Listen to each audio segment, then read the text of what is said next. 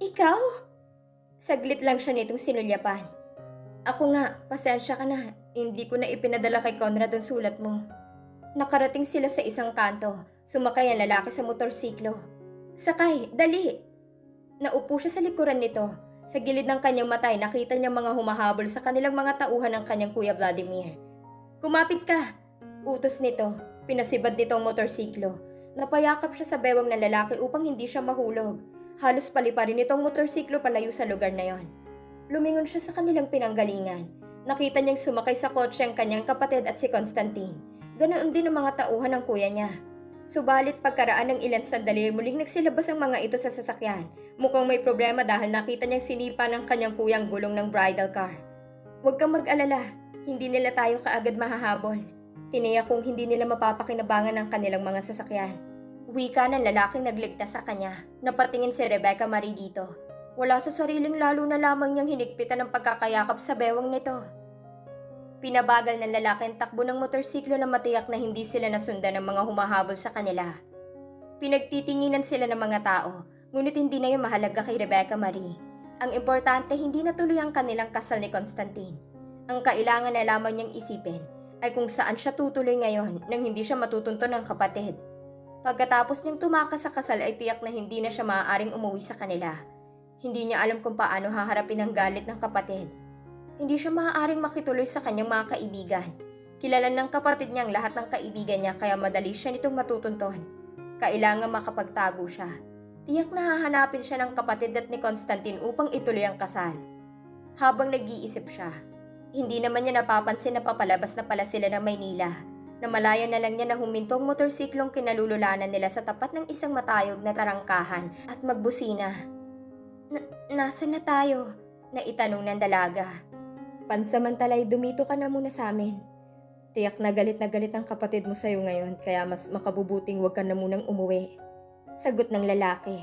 Napatingin siya sa mukha nito nang may pagtutol. Ngumiti ang lalaki. Huwag ka nang tumanggi. Walang ibang makakatulong sa'yo ngayon kundi ako.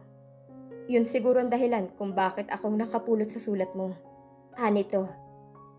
Pero napatingin siya sa kanyang kamay nang gagapin iyon ng lalaki. Huwag ka nang mahiya. Nakahanda akong tulungan ka sa abot ng aking makakaya.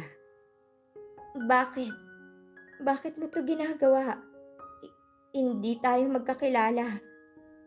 Pwes, kilala na kita ngayon. Ikaw si Rebecca Marie, hindi ba? Pasensya ka na kung pinangahasan kong basahin ang sulat. Kung hindi ko yung ginawa, tsak na nakasal ka na dun sa lalaking gusto ng kapatid mo. Biglang bumukas ang matayog na tarangkahan, kaya hindi na siya nakasagot pa. Halika na. Pinausad na nitong muli ang motorsiklo, kaya muling napakapit sa bewang nitong dalaga. Parang nais mapangiti ng dalaga nang makita ang pagtataka sa anyo ng gwardya habang pinaglipat-lipat nitong tingin sa kanilang dalawa ng lalaki. Napangiti siya, ngunit may kasamang pait. Naagaw ang kanyang pansin ng kagandahang sumalubong sa kanila. Parang pamilyar yon sa kanya. Kanina ay may nabasa siyang pangalang nakaukit sa itaas ng tarangkahan, ngunit hindi niya yon napansin. Kung hindi siya nagkakamali, minsan na niyang nakitang naturang tanawin sa pahina ng isang magazine. Napatingin siya sa lalaking nagligtas sa kanya. Ngayon lang niya napansing pamilyar ang mukha nito. Parang nakita niya na ito kung saan. Tama, natatandaan na niya. Kung ilang beses na niyang nakita ang mukha nito sa mga pahayagan at magazine. Muli niyang iginala ang tingin sa paligid. Ngayon ay naalala na rin niya kung nasaan siya. Kung hindi siya nagkakamali, nasa Montana siya. Ang pamosong lugar na kung taguruan ng mga kritiko ay Paradise in the City. At ang lalaking nagligtas sa kanya ay walang iba kundi ang pamosong equestrian na si Jose Philip Montague. Salamat. Salamat sa'yo. Wala sa sariling namula sa kanyang mga labi habang nakatingin sa nakatalikod na mukha ng lalaki. Ngiti lamang ang sagot ni Jose Philip sa kanya. Halata ang gulat sa anyo ng mga nasa sala ng Tara Mansion nang pumasok si Jose Philip na may kasamang isang babaeng nakasuot ng trahe de boda. Napatayo sa kinauupuan nito si Senyora Tara. Nagtatanong ang tinging ipinukol sa anak. Mamaya na ako magpapaliwanag. Hani ni Jose Philip sa ina. Sasamahan ko muna si Rebecca Marie sa kanyang magiging silid. Let's go. Baling nito sa dalaga. Tahimik na sumama si Rebecca Marie sa lalaki. Kahit pakiramdam niya ay nanliliit siya sa matinding kahihiyan. Dama niya ang nakasunod na tingin sa kanya ng mga nasa sala. Sa isang malaking silid dinala ni Jose Philip ang babae. "Dito ka na muna. Kakausapin ko lang sina Papa at Mama," wika ng binata.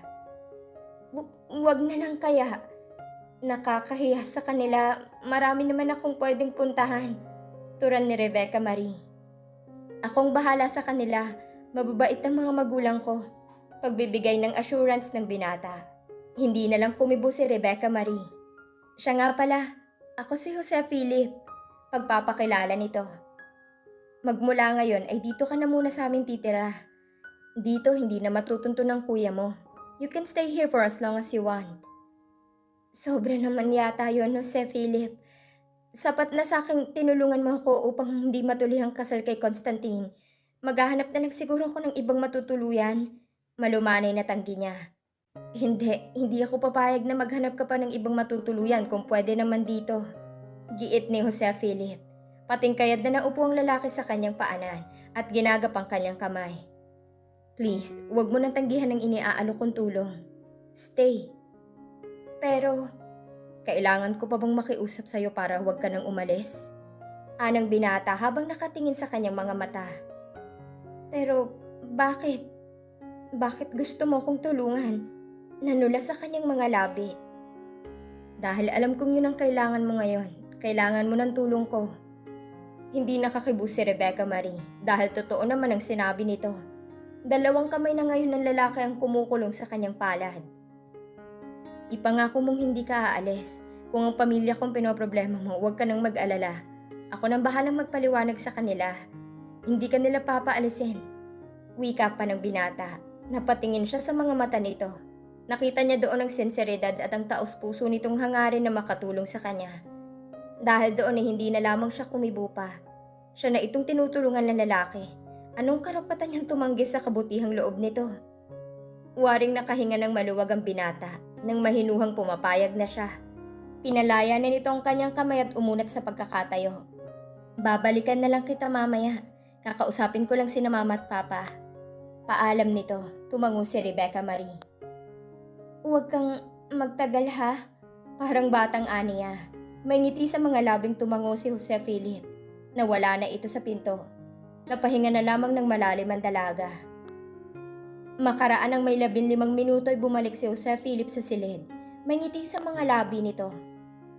"Wala ka nang dapat alalahanin. Pumayag na sina Papa at Mama na manatili ka dito hanggat hindi naayos ang problema niyo ng kapatid mo." Masayang anito. "Wala nang dahilan para umalis ka pa. Lahat ng tao dito ay gustong tulungan ka." Tipid siyang ngumiti. "Maraming salamat sa'yo. Hindi ko alam kung paano kitang mapapasalamatan." Taus-pusong wika ng dalaga.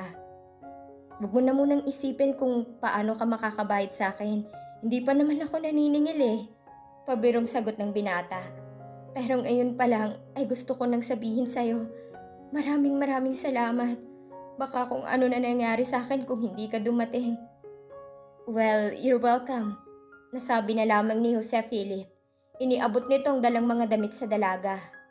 "Magpalit ka na muna kay Ate V ang mga damit na yan. Kakasya naman siguro ang mga yan sa'yo." "Salamat," aniya sabay kuha sa damit. "Kanina mo pa ako pinasasalamatan. Baka magbagong isip ko, sige ka." Biro ni Jose Philip. Hindi napigil ni Rebecca Marie ang mapangiti. Pero bigla siyang nakadama ng pagkaasiwa nang biglang sumeryoso si Jose Philip at tumitig sa kanya ng matiim. Iniiwas niyang tingin sa mga mata nito. Waring bigla na lang nagising ang binata mula sa matiim na pagkakatitig sa kanya. Nagpakawala ito ng mahinang tikhim. "I guess, lalabas na muna ako para makapagbihis ka." Anito sabay hakbang patungo sa pinto. Paiwas na tinging tumango siya. Nang makalabas ang lalaki, sakalang pinakawalan ng dalagang buntong hiningang nais umalpas sa kanyang lalamunan. Namalayan niyang malakas ang kabog ng kanyang dibdib. Kinastigo ni Rebecca Marie ang sarili. Hindi ito ang tamang panahon para makadama siya ng ganoon. Hindi siya bulag para hindi mapansing magandang lalaki si Jose Philip. Pero hindi ito ang tamang pagkakataon para makadama siya ng kakaibang damdamin para sa isang lalaki. Ang kailangan niyang pagtuunan ng pansin ay kung paano maaayos ang kanyang buhay. Kinabukasan ay naging laman ng mga pahayagan ng naudlot na kasal ni na Constantine Noblejas at Rebecca Marie Mendoza. Nabasa iyon ng dalaga at nalaman niya mula sa balita kung paano nagwala sa simbahan si Constantine dahil sa sobrang kahihiyang tinamo nito. Kahit papaano may nakapa siyang simpatya sa lalaki, ngunit hanggang doon na lamang yon. Hindi na siya babalik upang ituloy ang naudlot na kasalan. Wala siyang nadarama dito kundi muhi. Mula pa man sa simula ay mabigat na ang loob niya sa lalaki dahil sa matinding kayabangan nito. Matalik na kaibigan ito ng kanyang nakatatandang kapatid na naging masugid na niyang manliligaw nang sila ay magkakilala sa isang pagtitipon sa tahanan ng mga noblehas. Kahit siguro ito na lamang ang kaisa-isang lalaking natitira sa mundo, hindi pa rin siya magpapakasal dito. Matapos basahin ang column ay parang walang anumang ibinaba niyang pahayagan sa mesa at naglakad-lakad sa hardin.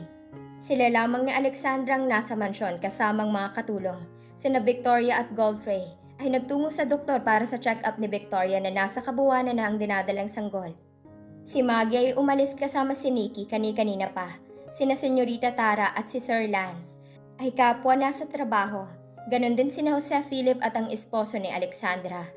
Nasa itaas ang huli at nagpapahinga dahil biglang sumama ang pakiramdam nito. Kahit papaano ay panatag na naman ang kalooban niya sa pamilya ni Jose Philip. Mababait ang mga magulang nito at kapatid. Wala rin siyang masabi sa iba pang may-ari ng Montana. Mabubuting tao rin ang mga ito. Ngayon niya napatunayang totoo palang lahat ng kanyang mga nababasa tungkol sa Elite family at sa Montana. Ang buong akala niya ay eksaherado lamang ang mga media at ang mga taong nakakakilala sa pamilya. Damang-dama niya ang bukal na pagkupkop ng mga ito sa kanya sa Montana. Nagpapasalamat siya at may mga taong kagaya ni Jose Philip. Bihira ang taong nakahandang sumuong sa panganib para makatulong sa isang taong hindi naman ito kilala. Hanga siya sa prinsipyo ng lalaki. Kung ibang tao sigurong nakakita sa kanyang sulat, malamang na nasa basurahan lamang yun bumagsak. Malaki ang utang na loob niya, hindi lang kay Jose Philip kundi sa buong pamilya nito. At hindi niya alam kung paano siya makakabayad sa mga ito. Habang nasa silid ng kanyang opisina ay lumilipad naman ang isip ni Jose Philip patungo sa Montana. Kahit ano ang kanyang gawin ay hindi mawala sa isip niya si Rebecca Marie. Sa tuwing nakatingin siya sa mga dokumentong nangangailangan ng kanyang pag-aaral, ang maamo nitong mukha ang kanyang nakikita. Maya-maya ay ibinaba niya ang ballpen at kinuhang sulat ng dalaga na nasa loob ng kanyang drawer.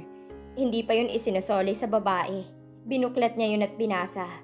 Naroon na naman ang kanyang dibdib. Ang pamilyar na kudlip na yon ang mabasa niya ang heading ng sulat. Lagi na ay ganoon ang kanyang nararamdaman sa tuwing iyon ay mababasa. Hindi niya kayang isipin na may iba pang nagmamay-ari sa puso ni Rebecca Marie, na may iba pa itong iniisip habang ito naman ang laman ng kanyang utak.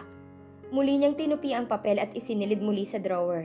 Maya-maya ay ibabalik na niya yon sa dalaga. Hindi naman para sa kanyang sulat kaya wala siyang karapatan na itago yon. Pinilit niyang alisin sa isipan sina Conrad at Rebecca Marie. Isinubsob niya ang sarili sa trabaho at sinikap kalimutan ng dalaga.